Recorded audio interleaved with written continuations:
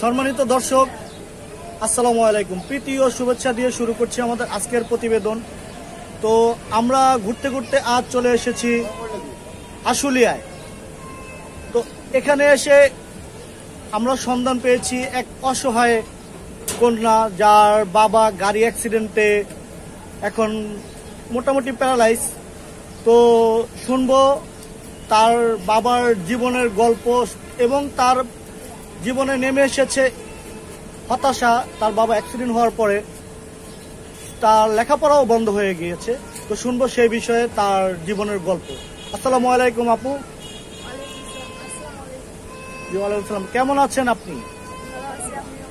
তো কি করেন আপনি? চাকরি করেন। তো আমরা শুনেছি আপনি নাকি লেখাপড়া করতেন, তো আপনার লেখাপড়াটা বন্ধ হইলো কেন এবং কি জন্য? একটু জোরে বলতে হবে।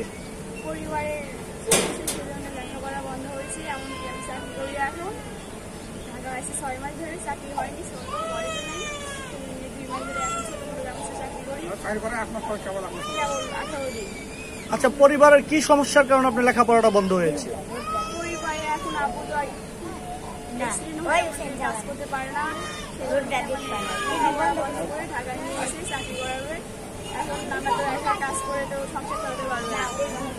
তো বাবা কিভাবে অ্যাক্সিডেন্ট হয়েছে সেই গল্পটা একটু বলবেন?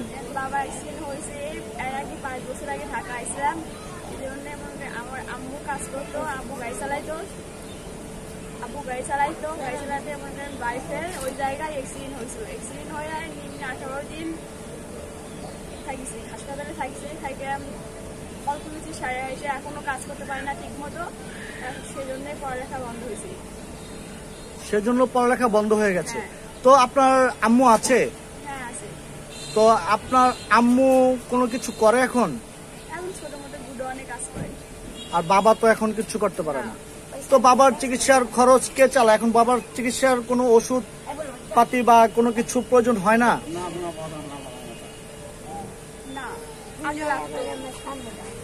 তো বাবাকে এখন কোনো ওষুধ এগুলা কিনে দেওয়া লাগে না, প্রয়োজন হয় না? তো আপনি কি আবার নতুন করে কোনো পড়াশোনা করতে চান বা সেরকম কিছু ইচ্ছা আছে? হ্যাঁ আছে। তো আপনার তো এখনো পড়াশোনার বয়স আছে, পড়াশোনা করতে চান?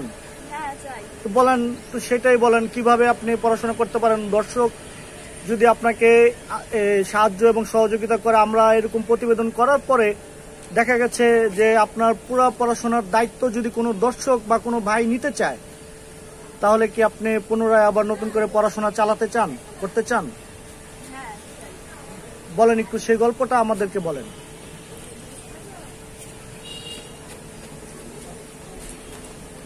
বলেন, আপনি যে লেখাপড়া করতে চান সেই বিষয়ে আপনার মানে ইচ্ছা কি? আপনি কি আপনার অনুভূতিটা কি? আমার পয়সা দেখার যদি আপনারা হেল্প করেন তো আমি খুব লেখাপড়া করবো। কথা না বুঝতে কথা হয়েছে না, ধরাও খাইবেরা ভা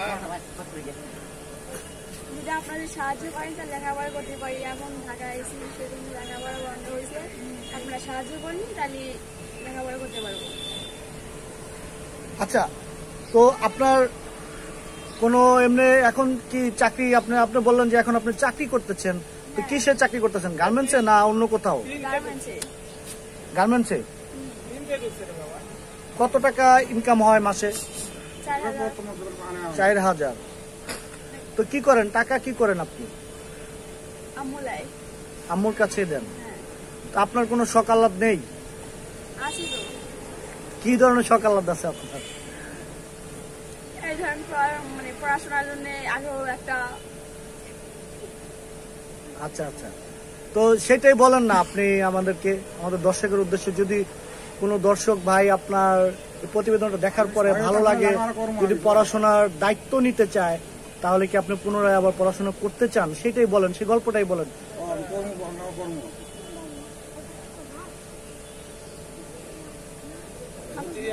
সম্মানিত দর্শক, আপনারা দেখতে পাচ্ছেন আমরা তুলে ধরেছি এক অসহায় বোনের জীবন কাহিনী। সে এতটাই লাজুক, সে লজ্জা পাচ্ছে, ঠিকমতো ক্যামেরার সামনে সে কথা বলতে পারছেন না। যদি কোনো দর্শক ভাই এই প্রতিবেদনটা দেখার পরে এই বোনটিকে সাহায্যের হাতটি যদি বাড়িয়ে দেন বোনটির জন্য, তাহলে বোনটি পুনরায় আবার পড়াশোনা করতে চান, তার পড়াশোনার প্রতি এতই আগ্রহ। তো আপনার যে কোনো এমনিতে কোনো হাতের কাজ জানেন কিনা বা কি করেন সেটা একটু বলবেন। হ্যাঁ জানি অল্প কিছু। কি কাজ জানেন আপনি হাতের? এই ধরেন অনেক কিছুই, কি কি কাজ? অনেক কিছুর মধ্যে কোনটা? কি বানান পারো?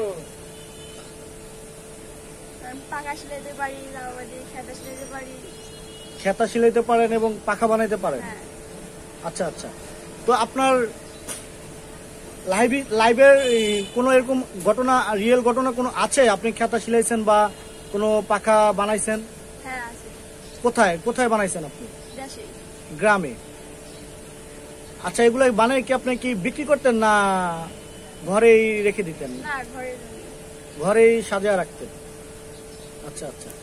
তো আপনি আগে কোন স্কুলে পড়েছেন? কি গ্রামে না ঢাকায়? কোথায় গ্রামে। পড়েছেন? গ্রামে। কোন ক্লাস পর্যন্ত জানি পড়েছেন? এই 8-এ। তো এইটাই পড়ালেখাটা হঠাৎ করে বন্ধ হইলো কেন? এই বাবার অ্যাক্সিডেন্টের পরে? হ্যাঁ বাবার অ্যাক্সিডেন্টের পরে পড়ালেখাটা হঠাৎ করে বন্ধ হয়ে গেল।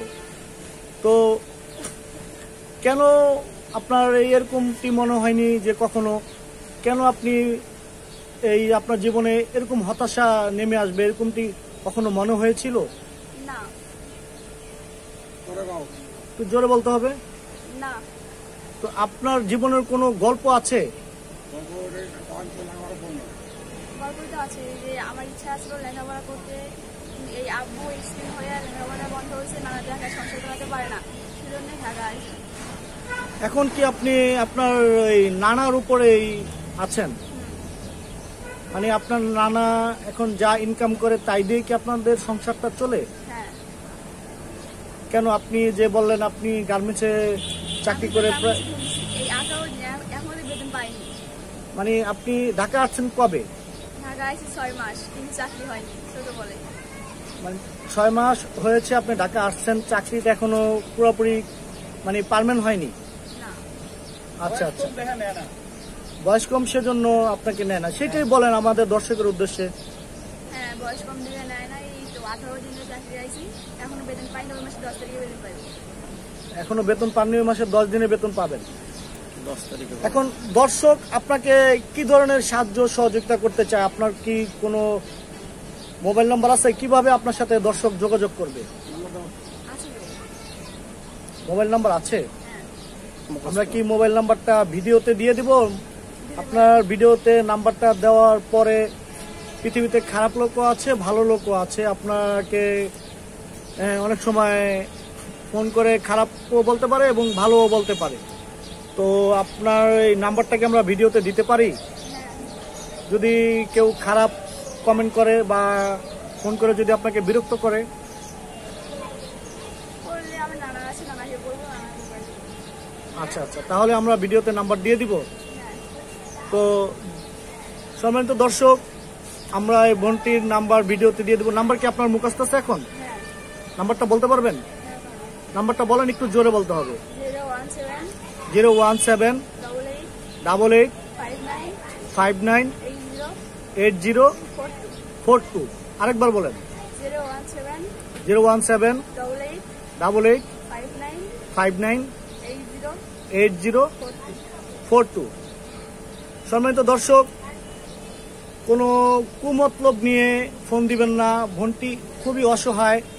বাবা রোড অ্যাক্সিডেন্ট করার পরে নেমে আসে তার জীবনে হতাশা এবং তার পড়াশুনোও বন্ধ হয়ে যায় এবং সে গ্রাম থেকে ঢাকায় আসে চাকরির খোঁজে, জীবিকার জন্য।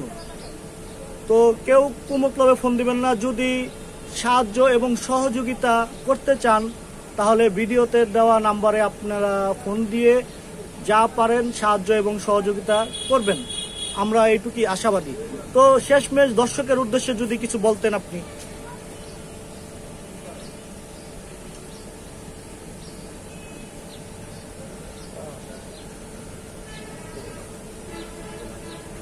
শেষমেশ দর্শকের উদ্দেশ্যে যদি আপনি কিছু বলতেন, দর্শকের কাছে আপনি কি চান, কি ধরনের সাহায্য এবং সহযোগিতা চান? আপনি তো বললেন এর আগে আপনি পুনরায় আবার পড়াশোনা করতে চান, যদি কোনো ভাই সাহায্য এবং সহযোগিতা করে, তাহলে আপনি পড়াশোনাটা আবার চালিয়ে যেতে পারেন, সেটাই বলেন আমাদের। দর্শক যদি সাহায্য করে তাহলে আমার ভালো হইতে পারে, পড়াশোনা ভালো হইতে। পুনরায় আপনি আবার পড়াশোনা চালিয়ে যেতে চান। হ্যাঁ, দর্শক সাহায্য করে। সম্মানিত দর্শক, আপনারা শুনলেন বোনটি একেবারেই লাজুক, কথা বলতে পারে না, একটু শর্মিলা, আমাদের দেশের ভাষায় যা বোঝায় আর কি, একটু শরম বেশি তার। যদি কোনো ভাই প্রতিবেদনটি দেখার পরে বিন্দু পরিমাণ ভালো লেগে থাকে, তাহলে আমরা আশাবাদী বোনটির জন্য আপনাদের সাহায্যের হাতটি বাড়িয়ে দিবেন এবং তার ইচ্ছা এখনও সে পড়াশোনা করবে, পুনরায় আবার সে পড়াশোনা চালিয়ে যেতে চায়। তো দর্শক, আজ এ পর্যন্তই, দেখা হবে আগামীতে ভিন্ন ধরনের কোনো প্রতিবেদন নিয়ে। আমরা অসহায়ের পাশে আছি, অসহায় মানুষের প্রতিবেদন আমরা তুলে ধরি আপনাদের কাছে, ভালো লাগা মন্দ লাগা সেটা আপনাদের বিষয়। তো আজ এ পর্যন্তই, দেখা হবে আগামীতে। ধন্যবাদ, ভালো থাকুন, সুস্থ থাকুন।